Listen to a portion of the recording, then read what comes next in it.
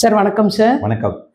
Sir இப்போ தங்கத்தோட விலை ஏறினாலும் டாபிக், இறங்கினாலும் டாபிக். ஓகே. ஜூன் மாசம் பிறந்ததுலேருந்து கிட்டத்தட்ட ஒரு இன்னைக்கு 11ஆம் தேதி. இந்த 10 நாள்ல ஒரு பவுன் தங்கத்தோட விலை 8000 குறைஞ்சிருக்கு சார். இது கோல்டை ரெகுலரா ஃபாலோ பண்றவங்க, வாங்கணும்னு நினைக்கிறவங்களுக்கு ஒரு ஹாப்பியான நியூஸ். இந்த கரெக்ஷன் ஏன் சார் இவ்வளவு வேகமா இப்போ கரெக்ஷன் இருக்கு? இது என்னை பொறுத்த வரைக்கும் நான் இந்த தங்கத்தினுடைய விலை இறக்கம் என்பது நிச்சயமாக எதிர்பார்க்கப்பட்ட ஒன்றாகவே நான் கருதுகிறேன். ஏன்னா ஏற்கனவே நான் ஆரம்பத்திலேருந்தே சொல்லிட்டு இருக்கேன், ஒரு பெரிய கரெக்ஷன் நம்ம எதிர்பார்த்துட்டு தான் இருந்தோம். அது இப்போதான் வந்திருக்கு. ஏன்னா இதுக்கு நிச்சயமான காரணம் ஈரான் அண்டு அமெரிக்காவினுடைய போர் பதட்டம் அது தணிந்து விட்டதுன்னு நம்ம சொல்கிறோம், இல்லை இன்னும் கண்டினியூ ஆகிட்டு இருக்கு. எதுவாக இருந்தாலுமே இந்த ஸ்ட்ரெயிட் ஆஃப் ஹார்மஸ்லேருந்து வரக்கூடிய எண்ணெய் போக்குவரத்து, அதில் வந்த தடைகள் இருக்கு இல்லையா, அந்த தடைகள் எல்லாமே அந்த தடைகளால் ஏற்பட்ட முக்கியமான விளைவு என்ன அப்படின்னு பார்த்தீங்கன்னா பணவீக்கம். இது உலக அளவில் பெரிய அளவுக்கு தாக்கத்தை ஏற்படுத்தி இருக்கிறது. இந்த பணவீக்கம் குறித்த செய்தி அமெரிக்காவில் 2 நாட்களுக்கு முன்பாக வெளியிடப்பட்டது. இது சமீப காலத்தில் இல்லாமல் ஒரு 2022க்கு பிறகு 4% இந்த பணவீக்கம் அங்கு அதிகரித்துள்ளது. நார்மலாக அங்கே அமெரிக்காவில் இருக்கக்கூடிய பணவீக்கம் 2% ஒட்டி இருக்கும். 1.5லேருந்து 2% தான் அவங்களுடைய பணவீக்கம் இருக்கும். இப்போ இந்த எரிபொருள் எனர்ஜி கிரைசிஸ் வந்ததன் அடிப்படையில் 4% மேலாகவே அதிகரித்துள்ளது பணவீக்கம். அப்போ பணவீக்கம் அதிகரித்தா அடுத்தது என்ன பண்ணுவாங்க? அமெரிக்காவுடைய ஃபெடரல் கையில் இருக்கிற ஒரு டூல் என்ன அப்படின்னாக்கா, to increase the interest rate. அடுத்த டூல், நெக்ஸ்ட் நடவடிக்கை அதுதான் பரவலாக எதிர்பார்க்கப்பட்ட ஒன்று. அதுதான் இப்போ நடந்திருக்கு. அது நடக்க போகுது. இன்னொரு கூடிய விரைவில் அவங்க வட்டி விகிதத்தை உயர்த்துவதற்கான வாய்ப்புகள் இருக்கு. அவங்க ஏற்றவில்லை என்றாலும் கூட நிச்சயமாக ரேட் கட்ஸ் என்பது இல்லை என்பது உறுதியாகிவிட்டது. அதுதான் சந்தைக்கு, ஒரு தங்கத்துக்கு ஒரு எதிர்மறையான செய்தியாக பார்க்கப்படுகின்ற ஒரு செய்தி என்னன்னா, இனிமே இப்போ இந்த 2026ஆம் ஆண்டை பொறுத்தவரை அமெரிக்காவினுடைய வட்டி விகிதம் குறைப்பு என்கின்ற நடவடிக்கையை மேற்கொள்வதற்கான வாய்ப்புகள் நிச்சயமாக இல்லை என்பது உறுதி செய்யப்பட்டுவிட்டது. ஸோ இது நேச்சுரலாகவே இன்ட்ரெஸ்ட் ரேட் கட் இல்லைன்னு சொன்னாலே தங்கம் விலை குறைவதற்கான வாய்ப்புகள், அங்கே ஒரு ப்ராஃபிட் புக்கிங் ஆட்டோமேட்டிக்காகவே ஜென்ரேட் ஆகிடும். அதுதான் இப்போ நம்ம சந்தையில் பார்த்துட்டு இருக்குது. இது எந்த காலத்தில் வரும்போது எல்லாரும் சொல்ல முடியாமல் இருந்தது. ஈரான் வார் வந்ததுக்கு அப்புறமா இது நம்ம ஏற்கனவே இந்த நிகழ்ச்சியில் சொல்லியிருக்கோம். 2018ஆம் ஆண்டு துவங்கி இன்னைக்கு 2026, கிட்டத்தட்ட ஒரு 6-7 வருடமாகவே பார்த்தீங்கன்னா என்னன்னா, முத ரேட் கட் ஆரம்பமாகும் தான் தங்கம் விலை ஏற ஆரம்பித்தது. இதுக்கு நேர் எதிர்மாறாக அந்த காலகட்டத்தில் ரேட் கட்ஸ் துவக்கினார்கள் ஃபெடரல். அப்போ விலை ஏற்றம் அதிகரித்து காணப்படுது. இன்னைக்கு அதே நிகழ்ச்சி தலைகீழாக மாறி இப்பொழுது ரேட் கட்ஸ் இருப்பதற்கான வாய்ப்புகள் இல்லை என்கின்ற செய்திகள் மேலோங்கி நிற்கிறது. இதுதான் தங்கம் விலை இறங்குவதற்கான அடிப்படையான காரணம். சரி, இப்போ நீங்க சொன்னீங்க யூஎஸ் அவங்களோட வட்டி விகிதத்தை குறைக்க போறது இல்லை அப்படின்னு சொன்னதுதான் கோல்டு ரேட் குறையறதுக்கான காரணம்னு சொல்றீங்க. ஆனா இன்டர்நேஷனல் மார்க்கெட்ல விடுற அளவுக்கு கோல்டோட ரேட் டெய்லி சரிஞ்சுக்கிட்டே வருது. இந்தியன் மார்க்கெட்ல அவ்வளவு ஃபால் இல்லைங்களே சார். இதுக்கான காரணம் இல்லைங்க சார்? ருப்பி டவுன்ஃபால்ல இருக்கிறது முக்கியமான காரணமா சார்? நிச்சயமாக. ஆக்சுவலி சர்வதேச சந்தையில் பார்த்தீங்கன்னா $5500 இன்னைக்கு $4100 குறைந்து காணப்படுகிறது. அதாவது $1400 குறைந்து விட்டது ஆல்ரெடி. ஸோ இப்போ அப்படி இருக்கும்போது இந்திய சந்தையில் நம்ம தங்கத்தினுடைய விலை இறக்கம் என்பதை நம்மளால் பார்க்க முடியவில்லை. இதற்கு முக்கியமான காரணம், இந்திய ரூபாயினுடைய மதிப்பானது அமெரிக்க டாலருக்கு நேராக சரிந்தே வந்தது. இப்போ கிட்டத்தட்ட ஒரு 1 year பார்க்கும்போது பெரிய அளவில் வீழ்ச்சியை சந்தித்து வருகிறது. கிட்டத்தட்ட $95 ஒட்டி வர்த்தகம் நடைகிறது. பட் இதுக்கு அடுத்த கட்டத்தில் இன்னொரு விஷயம் நம்ம பார்க்கணும். இந்திய ரூபாயினுடைய மதிப்பு அமெரிக்க டாலருக்கு நிகராக இறங்கி வந்ததுங்கிறது உண்மைதான், அதுல இல்லவில்லை. அதே சமயத்துல அமெரிக்க டாலருடைய மதிப்பு மற்ற நாடுகளுடைய கரன்சியை ஒட்டி பார்க்கும் பொழுது வீழ்ச்சியில் தான் இருக்கிறது. முக்கியமாக நம்ம ஒரு டிஃபரன்ஷியேட் பண்ணி பார்க்கணும். இந்திய ரூபாயினுடைய மதிப்பு அமெரிக்க டாலருக்கு நிகராக தொடர்ந்து இறக்கம் காண்கிறது. ஆனால் அமெரிக்க டாலருடைய மதிப்பு மற்ற நாடுகளை, ஒரு ஜப்பானீஸ் என் ஆகட்டும், அல்லது யுவான் ஆகட்டும், அல்லது எல்லா மற்ற பெரிய UK பவுண்ட் ஆகட்டும், அல்லது யூரோ ஆகட்டும், எல்லாத்துக்கும் எதிராக பார்க்கும்போது அது பெரிய அளவுக்கு அப்ரிஷியேட் ஆகலை. அது ஒரு ஆக்சுவலி பார்த்தீங்கன்னா கோல்டுக்கு ஒரு சப்போர்ட்டிவ் நியூஸ் தான். பட் என்ன இருந்தாலும் ஏன் சர்வதேச சந்தையில வந்து பார்க்கும்போது இறக்கம் காண்கிறது. டாலர் ஒன்றும் பெரிய அளவில் அப்ரிஷியேட்டும் ஆகலை. கிட்டத்தட்ட 100 ஒட்டி தான் இருக்குது. ஏன்னா ஒரு வருடத்துக்கு முன்பாக 108 110 இருந்த டாலருடைய மதிப்பு 100 என்கின்ற இலக்கத்தை அந்த எண்ணை ஒட்டி தான் அந்த குறியீடு காணப்படுகிறது. இது ஒரு பக்கம். இந்திய ரூபாயினுடைய மதிப்பு தொடர்ச்சியாக இறக்கம் பண்ணுது. அதை வந்து நம்ம இந்திய ரூபாயில நாம வந்து டாலர்ல கொடுத்து கன்வெர்ட் பண்ணி அதை இறக்குமதி செய்து ஜிஎஸ்டி பே பண்ணி இம்போர்ட் டேக்ஸ் பண்ணி நம்மளாம் வரும்போது அதனுடைய காஸ்ட் கூட வருதுங்கிறது தான் நிச்சயமாக நம்ம இங்க இருக்கிற உள்நாட்டு சந்தையில விலை நிர்ணயம் செய்யப்படுகிறது. பட் இந்த ரூபாயினுடைய மதிப்பு வந்து இதற்கு மேலும் சரிவதற்கான வாய்ப்புகள் இருக்கின்றதா என்பதை நாம் பார்க்க வேண்டும். முக்கியமாக அதுதான் வந்து இப்போ அடுத்த கட்டத்துல இருந்து தங்கம் வந்து எந்த நோக்கி செல்கிறது என்பதற்கு முக்கியமான அடிப்படையான பார்க்கும்போது சர்வதேச விலை இறங்கிவிட்டது. ஓகே, நெக்ஸ்ட் இந்திய ரூபாயின் மதிப்பு ஒருவேளை கொஞ்சம் கொஞ்சமாக அப்ரிஷியேட் ஆகும் பட்சத்தில் தங்கம் விலை மேலும் சரிவதற்கான வாய்ப்புகள் இருக்கின்றன.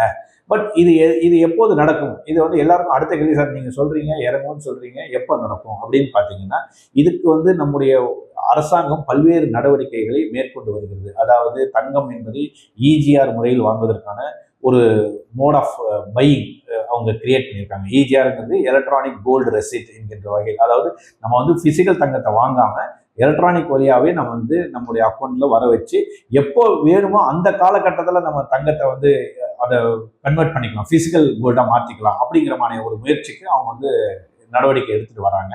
மற்ற சில எஃப்ஐஎஸ் வந்து இந்தியாவில் வந்து தொடர்ந்து விற்று கொண்டே வருவதால் டாலருடைய தேவை அதிகரித்து காணப்படுகிறது. அதனாலதான் வந்து இந்த ஃபால் நம்ம ரொம்ப ருப்பியினுடைய ஃபால் நம்ம பார்க்கின்றோம். அதற்காக அந்த எஃப்ஐனுடைய அந்நிய முதலீட்டை ஈர்ப்பதற்காக பல்வேறு நடவடிக்கைகளை அவர்கள் எடுத்துள்ளார்கள். நிறுவனங்கள் வந்து டாலர்ல வந்து முதலீடு செய்வதற்காக பல்வேறு சில கடன் முறைகளில் வந்து சில மாற்றங்களை கொண்டு வந்திருக்கிறார்கள் சென்ற வாரத்தில் பார்த்தீங்கன்னாக்கா. ஸோ இதெல்லாம் வந்து ஓரளவுக்கு இனிமேல் வரக்கூடிய காலகட்டத்தில் இந்த ருப்பியினுடைய இறக்கம் என்பது ஓரளவுக்கு தடுக்கப்படும் என்று நான் நினைக்கின்றேன். ஸோ அப்படிப்பட்ட பட்சத்தில் வந்து ஏற்கனவே சர்வதேச சந்தை வந்து இறக்கத்தில் இருக்கு. இப்போ நமக்கு ஒரு காரணம் சொல்லிட்டு இருந்தது வந்து தங்கம் உள்நாட்டில் இறங்குவதற்கு முக்கியமான காரணமாக பார்க்கப்பட்டது ரூபாயினுடைய மதிப்பு இறக்கம். இந்த மதிப்பு இறக்கம் தடுக்கப்பட்டால் நிச்சயமாக தங்கம் வந்து மேலும் சரிவதற்கான வாய்ப்புகள் இருக்கின்றன. இதை நாம் பொறுத்திருந்து நம்ம பார்க்க வேண்டும். சார், இப்போ கோல்டோட ரேட் இப்ப இருக்க சினாரியோல இன்னும் குறையும் அப்படின்றீங்க. இது ஷார்ட் டேர்ம்ல குறையறதா அல்லது லாங் டேர்ம்க்கே கோல்டு இப்படிதான் இருக்குமாங்க சார்? ஒரு தங்கத்தை பொறுத்த வரைக்கும் பார்த்தீங்கன்னாக்கா ஷார்ட் டேர்ம்ல வந்து நிச்சயமாக கரெக்ஷன் இருக்கு. ஏன்னா எப்போதுமே ஒரு பீக் வந்து ஒரு ஷார்ட் டேர்ம்ல வந்து பெரிய அளவு 2025 அதனுடைய ஏற்றம் என்பது மிகப்பெரிய ஒரு ஏற்றம். அதுக்கப்புறம் அதுல ஒரு ப்ராஃபிட் புக்கிங்கே வரவில்லை. இப்போ உலக சந்தையில பார்க்கும்போது $2000 $1500 வாங்கி வைத்திருந்த முதலீட்டாளர்கள் இதை ஒரு நல்ல தருணமாக வைத்துக்கொண்டு அவர்கள் விற்பதற்கான நடவடிக்கைகளை மேற்கொள்ளலாம். ஒரு காரணத்துல நான் சொல்றேன். இரண்டாவது காரணமாக முக்கியமாக பார்ப்பது சர்வதேச சந்தையில இந்த ஒருவேளை இந்த போர் ஈரான் அண்ட் அமெரிக்கா வர்சஸ் இந்த போர் இருக்கு இல்லையா, இந்த போர் முடிவடையும் பட்சத்தில் நிச்சயமாக கச்சா எண்ணெய் விலை சரிவதற்கான வாய்ப்புகள் இருக்கின்றன.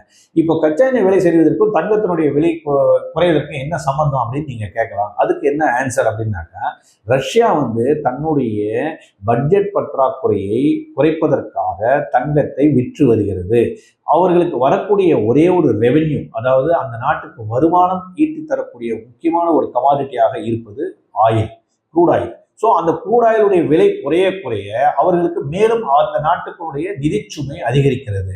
அப்படிப்பட்ட அந்த மாதிரியான ஒரு சமயத்துல ரஷ்யா வந்து தன்னுடைய தங்கத்தை வந்து விற்பதற்கான வாய்ப்புகள் நிறைய இருக்கின்றன. உலக சந்தையில் அவர்கள் விற்பதற்கான நிறைய முகாந்திரங்கள் நிறைய இருக்கின்றன. That be the case. என்னதான் நம்ம வந்து கவுண்டரா நம்ம என்ன சொல்லணும்னா, சைனா தொடர்ந்து 18வது மாதமாக அல்லது 19வது மாதமாக தொடர்ந்து வாங்கி கொண்டே வந்தாலும் கூட இவர்களுடைய விலை விற்பது என்பது ரஷ்யாவுடைய விற்கக்கூடிய குவான்டிட்டி இருக்கு இல்லையா, அது வந்து பெரிய அளவில் இருப்பதற்கான வாய்ப்புகள் நிறைய இருக்கின்றன.